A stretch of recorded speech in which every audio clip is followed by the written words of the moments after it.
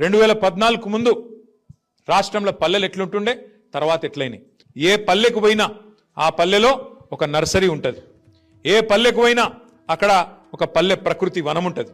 ఏ పల్లెకు పోయినా అక్కడ బ్రహ్మాండంగా ఇయ్యాల ఒక ట్రాక్టర్ ఉంటుంది, ఒక ట్యాంకర్ ఉంటుంది, ఒక డంపింగ్ యార్డ్ ఉంటుంది, ఒక వైకుంఠ ధామం ఉంటుంది, ఒక వాటర్ ట్యాంక్ ఉంటుంది, ఇంటింటి ముంగట నల్లా ఉంటుంది. ఇది దేశంలో ఒక తెలంగాణలో తప్ప ఈ పరిస్థితి ఎక్కడా లేదు. చేసింది మన నాయకుడు కేసీఆర్, చేసింది మన నాయకుడు కేసీఆర్ అని మనకి మనం కితాబిచ్చుకుంటలేం. మన తెలంగాణ జనాభా భారతదేశంలో చూసుకుంటే 3% కంటే తక్కువ.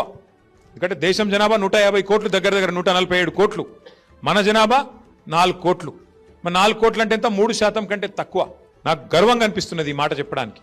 3% కంటే తక్కువ జనాభా ఉన్న తెలంగాణ ట్రాక్టర్లు, ట్యాంకర్లు, నర్సరీలు, పల్లెల్లో హరితహారం చెట్లు, డంపింగ్ యార్డ్లు, వైకుంఠ ధామాలు, పల్లె ప్రకృతి వనాలు, అట్లాగే పారిశుద్ధ్యం, ఇవన్నీ చేసుట్లా 3% కంటే తక్కువ జనాభా ఉన్న తెలంగాణ జాతీయ పంచాయతీరాజ్ అవార్డులు ప్రకటిస్తే 30% అవార్డులు గెలుచుకొని ఒక రికార్డు సృష్టించిందనే మాట నేను మీకు విజ్ఞప్తి చేస్తా ఉన్నా.